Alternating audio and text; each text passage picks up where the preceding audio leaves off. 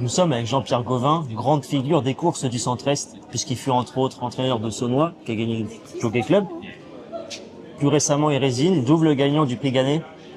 Vous venez de gagner la 4e course à Vichy, là. La photo était très longue. Oui, oui, tout à fait. 10 litres.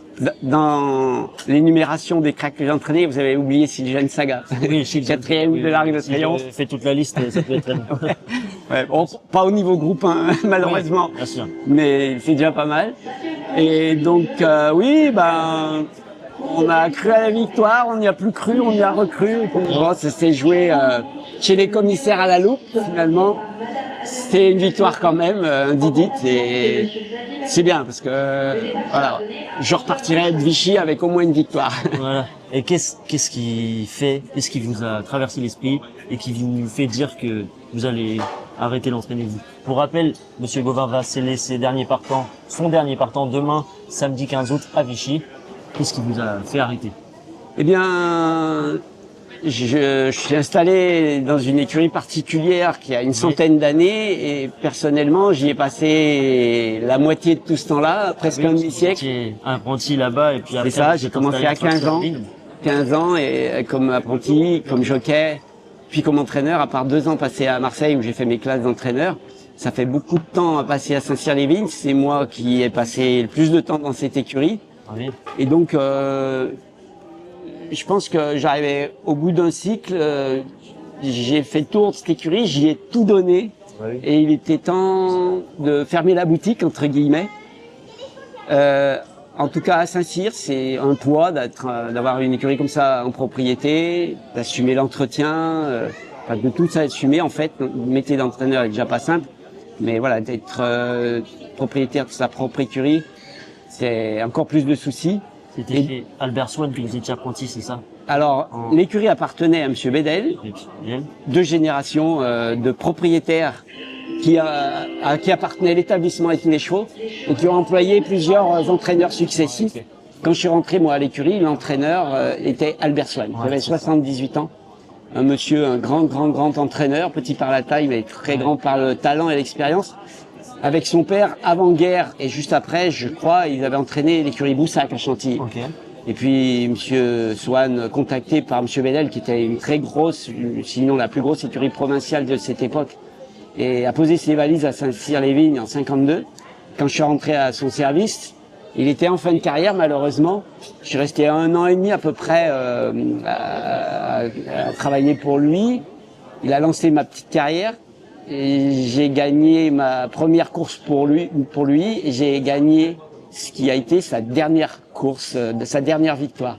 Okay. Et après, c'est Monsieur Boulard, qui était régisseur depuis une vingtaine d'années, qui a pris les rênes.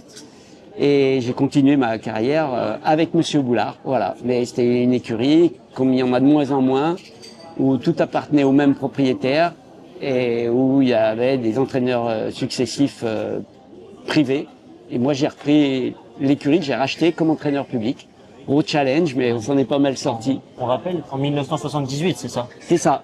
Ouais. C'est ça. J'ai commencé à l'école de Graigne à 14 ans, au trot, parce que je suis issu d'une famille de trotteurs de la plaine du Forêt, comme beaucoup. Mais je faisais 33 kilos à 14 ans. C'était une super école comme on n'en fait plus. Le directeur, Monsieur Drion, avait dirigé le moulin à vent aussi. C'est quelqu'un d'exceptionnel qui, avec un mot à la bouche, nous donnait le goût de l'effort. Il y avait beaucoup de sport, enfin c'était vraiment une super école. Et donc, sur les conseils d'un ami, Henri Callier, pour pas le citer, qui était le père de Pierre Callier, qu'on voit, qui est mon âge à peu près, qui avait commencé au galop. J'ai fait un essai à l'écurie Bédel, une alternance que j'aurais dû faire chez mon premier maître d'apprentissage au trot, Raoul Busset, qui était quelqu'un qui m'a suivi tout le reste de ma carrière, qui était un des metteurs au point, jockey, trop monté de la région. Une grande famille de trotteurs aussi, les Busset, près de Roanne, à Saint-Germain-l'Espinasse. Oui. Et voilà, donc suite à ce test au galop, je n'y connaissais rien. Je suis tombé amoureux du pur sang et je suis resté à l'écurie Bédel. D'accord. Donc là, comme je dis, ça fait longtemps que j'ai mis roule ma bosse, j'en ai fait le tour et une carrière c'est une carrière, une vie c'est une vie. Et je crois que c'était le bon moment pour découvrir ce qu'il y a après justement une carrière qui vous absorbe totalement sûr. Et votre famille a aussi subi un petit peu la pression. Donc voilà, on a envie de découvrir d'autres choses et la liberté avec mon épouse. Je pars un peu en me mettant dans l'esprit que je pars en long congé sabbatique plus qu'à la retraite. Ouais. J'y crois pas trop, mais une fois cette liberté retrouvée, je ferme pas la porte à un éventuel retour. Ouais. Comme Charles Aznavour, je peux faire oui. plusieurs adieux et y revenir. Mais voilà, je vais garder quelques selles de côté. Mais c'était inéluctable à Saint-Cyr-les-Vignes de stopper l'histoire dans de bonnes conditions, Ouais. en pleine forme. Je suis encore à cheval tous les matins. Bon, Ah oui, donc, vous montiez, je vous entendais dire juste avant que vous montiez ce matin. Vous étiez à cheval avant voilà, à Vichy. comme tous les matins. Sauf que ce matin, j'en ai monté qu'un Ouais. qui Ah court oui. demain, c'est le dernier qui reste. Et sinon, c'était plutôt 3-4 lots. Mais j'ai toujours conçu mon métier comme ça, en étant à cheval. D'ailleurs, quand je me suis installé sur un coup de tête de la jeunesse, un peu dû à mes origines trotteur où on a toutes les casquettes, je voulais être entraîneur jockey. Je l'ai fait, j'ai gagné des courses comme entraîneur jockey, mais ayant la charge, surtout quand je suis arrivé à l'écurie Bédel, une écurie assez importante, c'était compliqué. Et donc, par contre, j'ai toujours été à cheval, sauf sur des périodes où accidenté, je pouvais pas le faire, donc Oui, je me oui, retrouvais à pied. En quelle année c'était l'année 2020, je crois. Vous avez été le numéro 1 des entraîneurs du Centre-Est avec 70 victoires dans l'année. Bah ça, je pense qu'on l'a été de nombreuses années.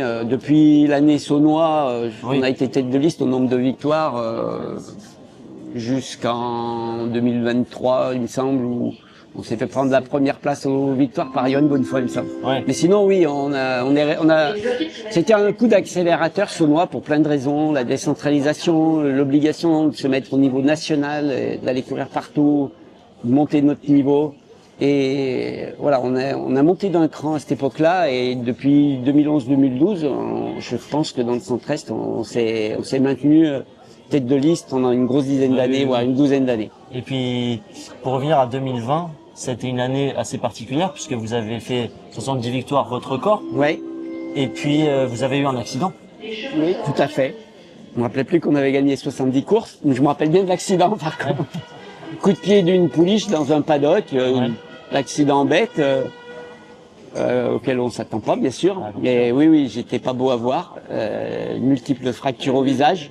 Ça. Le pied passe quelques centimètres plus derrière ou ailleurs, ou plus haut, et je suis mort.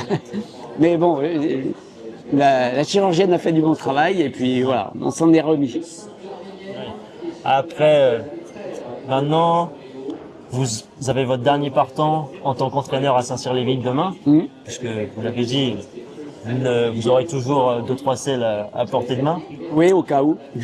Si vous avez des personnes à remercier aujourd'hui, Eh bien, d'abord mes parents, qui étaient agriculteurs, qui ont lancé, comme beaucoup de familles de paysans dans notre plaine du Forêt, un petit élevage de trotteurs, parce que c'était une région pionnière dans le trotteur, un peu avec des grands noms comme les bergers, etc. Enfin, Mick d'Angérieux aux États-Unis, etc. Donc, mon père a pris un peu cette roue-là, avec un cousin aussi, Aimé Gauvin, dont les fils ont embrassé la profession.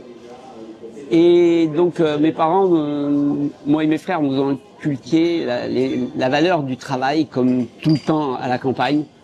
Et donc ça, c'est une formation, une volonté, un conditionnement qu'on garde toute sa vie et qui vous ouvre tous les horizons après.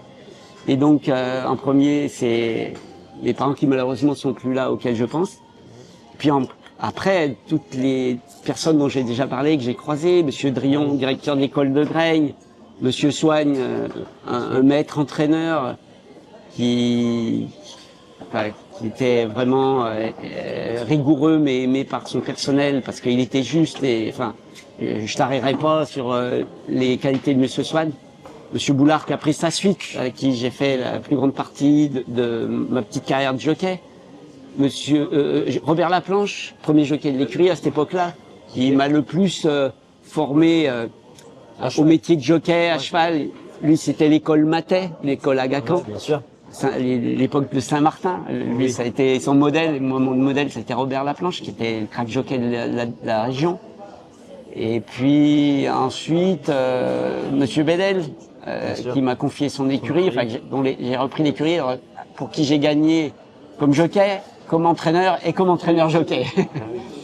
Et puis après, toutes les personnes qui ont travaillé pour moi, les jockeys, bien sûr, que j'ai pu lancer, j'en ai fait. Alors bien sûr, j'allais y venir, Marie Velon, qui est une grande fierté. Depuis quelques années, on travaille presque exclusivement avec des jeunes femmes.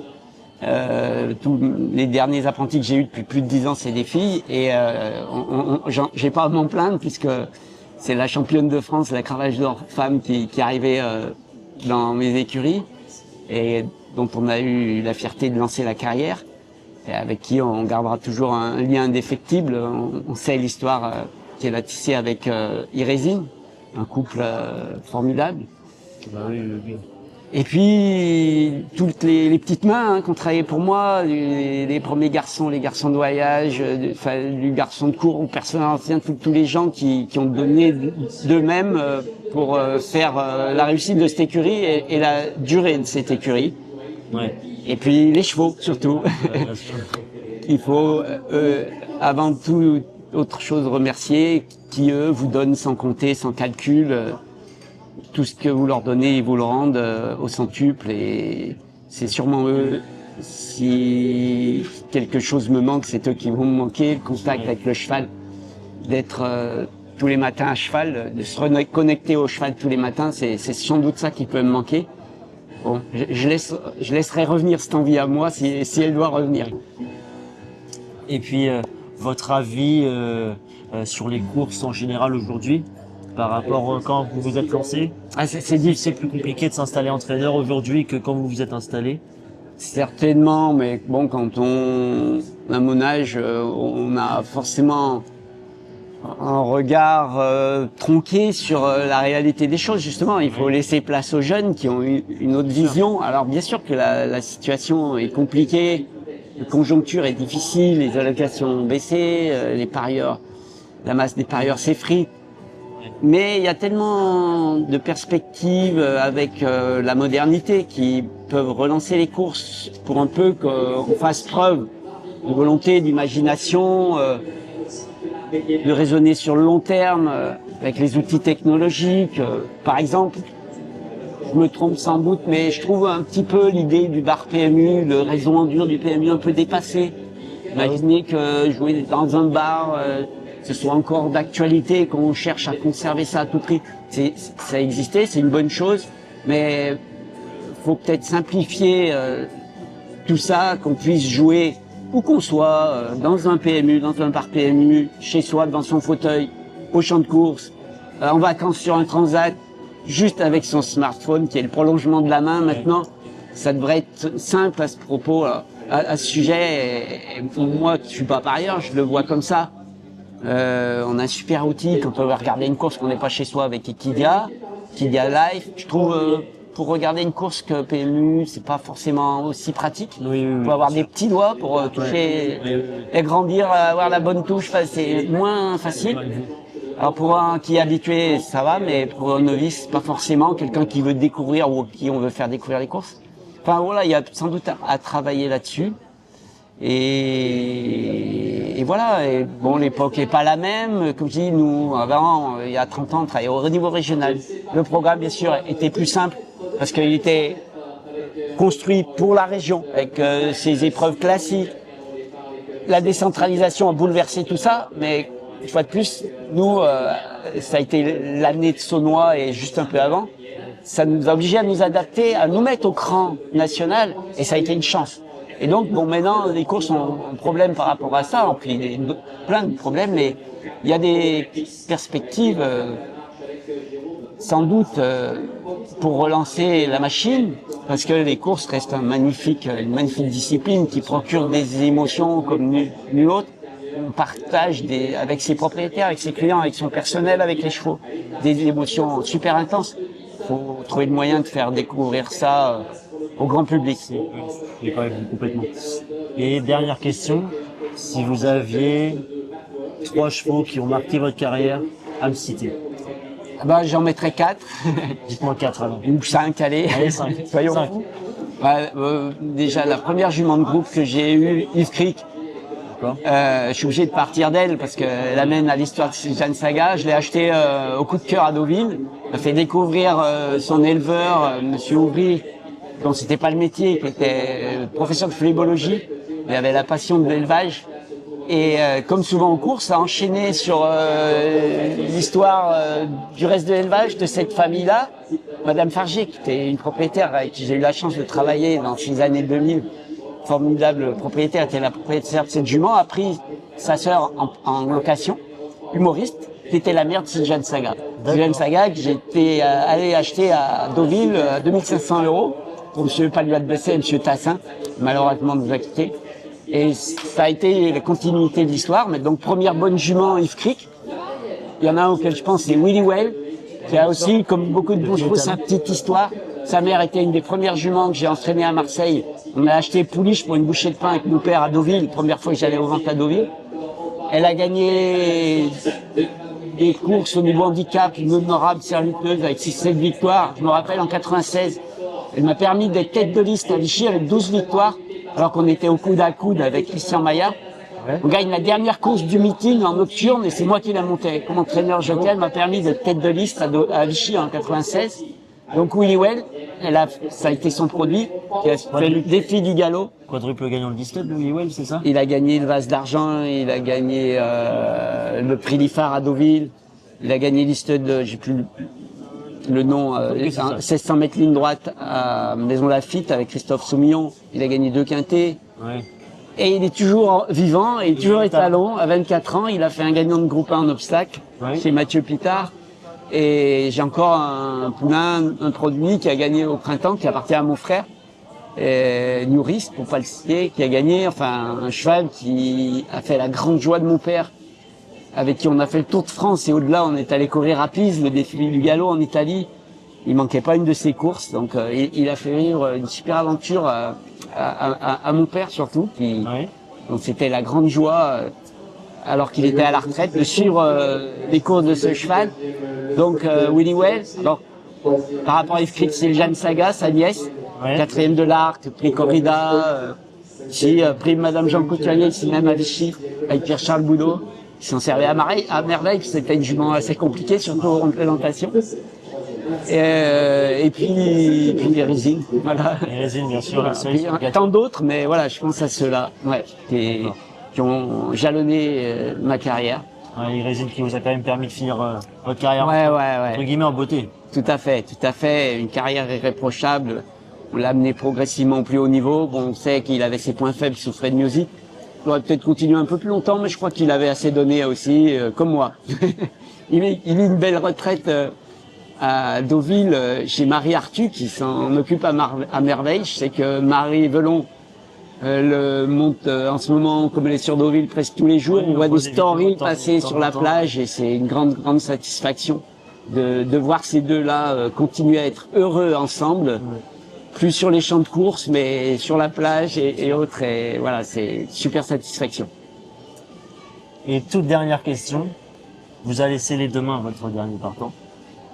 Au lendemain que vous aurez scellé votre dernier partant, qu'est-ce que vous allez faire? J'ai eu l'occasion, et c'était sur le champ de course de Vichy, d'ailleurs, organisé par les dirigeants de l'hippodrome de Vichy, de sauter une fois en chute libre, en parachute. Il y avait Franck Forizy avec moi ce jour-là. C'est la même chose en fait.